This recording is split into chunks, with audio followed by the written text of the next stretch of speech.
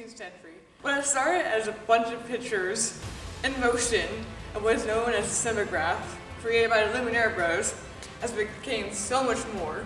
With that being said, hi, my name is Meghan Carter, and today I'll be meeting with David Mallin to talk about how film changed in the 19th century, how COVID is changing film, and what will David Mallin be doing without film.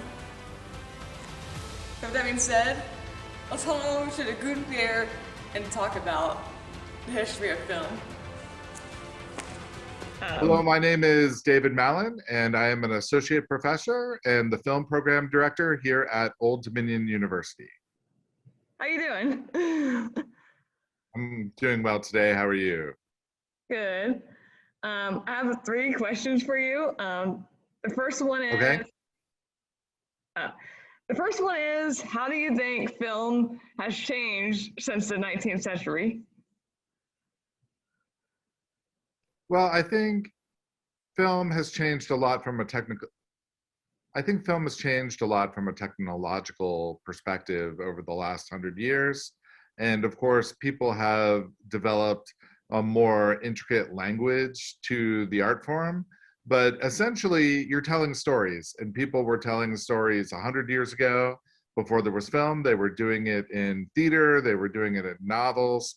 So essentially, the general idea of a good story well told is exactly the same now as it was 100 plus years ago.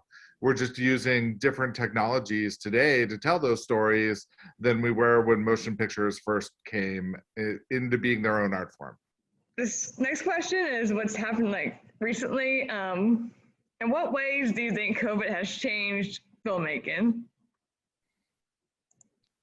The biggest ways the film industry has had to adapt during the COVID pandemic to be able to continue productions in this time period is really about the extra safety precautions. Things like wearing a mask on set, the pre-production planning so that if you want to bring someone in, you can do appropriate COVID testing for them before they arrive on set, having that be part of the day. And also a sort of silver lining in the whole thing is that productions are working shorter hours, right? Because when productions work really long hours, it's very hard to have everyone keep the social distancing and the things they're supposed to do at the level at which is required. You get to 22 hours on set in a day, and I mean, you're just sort of walking around like the walking wounded, right? You're not really able to keep everything front and center in your mind.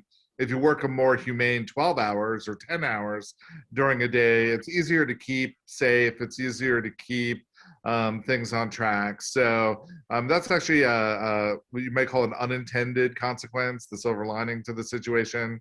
But in general, it's more planning, right? So you have to think about not only like where are you going to stage things, like where am I going to put the camera department, where am I going to put parking, those sorts of things, but now you have to make sure, okay, there's a step between parking and getting to set, which is a PP and testing station, right? So as you are bringing your crew or your cast into the building, you have these additional steps that have to be taken, and those all have to be planned out ahead of time. There's actually a new role on set of a COVID safety supervisor, and that person is now involved in the pre-production of any major project, along with the first AD to ensure that all of the COVID safety stuff is adhered to and planned for appropriately.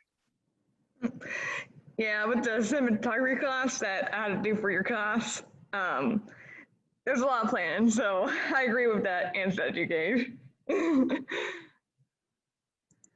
And then, what would you do if filmmaking was not created?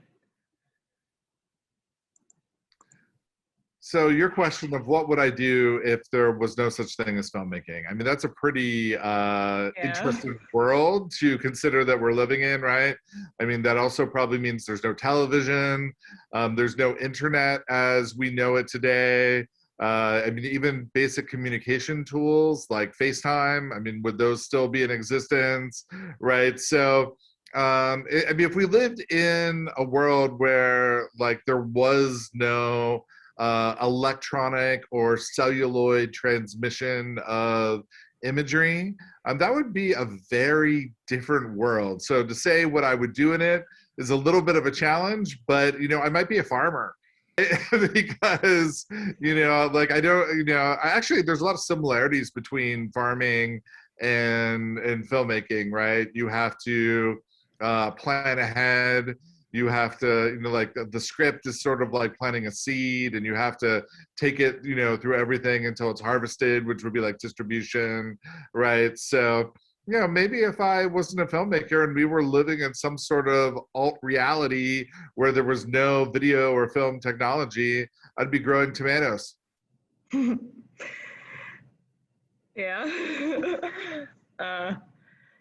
Well, thank you for answering those questions, and I really appreciate your time. All right, anything else that you need? That's good. I'm gonna stop recording. Okay. Wow. I learned a lot about film today, talking with David Mallin. I hope you enjoyed all the questions that I had for him, and I hope you enjoyed all the answers he gave. This has been Meghan Carter presenting you the history of film. I hope you all enjoyed.